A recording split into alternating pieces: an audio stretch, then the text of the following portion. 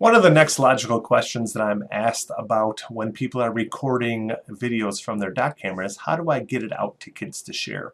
Well, just like most videos, you could bring it into your Google Drive and share it that way, but I'm a firm believer in one of the easiest ways to do it is to bring it up to YouTube, and from there you can send it in your Google Classroom, you can send it in an email, whatever.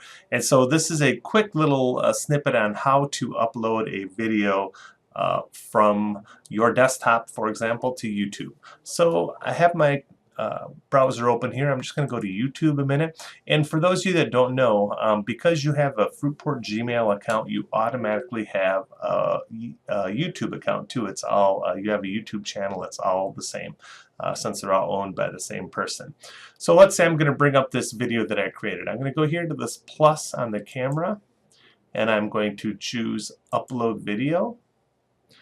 And the next step will ask me, okay, where is this file located at? I happen to have it on my desktop, so I'm going to go ahead and grab that one. And right there it is. Now you can give it a different title than whatever the title of your video is. You can give a description about it. There is one thing you do have to do on this page right here. Audience, is this video made for kids?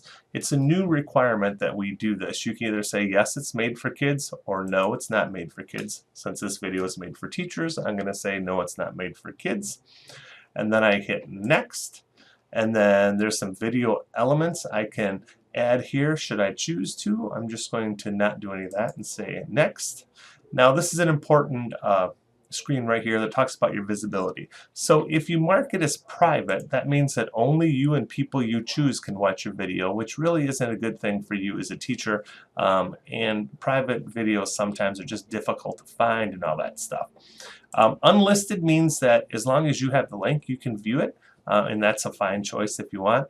Personally, I always default to public, where everyone can watch your video, because that way you know there's not going to be any issues with anybody not having rights to it. And quite honestly, as a teacher, if I'm able to help somebody else with something I'm doing, so be it. That's a wonderful thing. So now I'm going to go to publish right here, and it tells me my video is published. Now I notice that this is the video link right here. This is a link that you're going to want to share on Google Classroom, and you can copy it. You could share it on all these different places as well. But I'm just going to copy it so I can put it into my Google Classroom or whatever. I'm going to hit this copy video link, and I'm going to close this.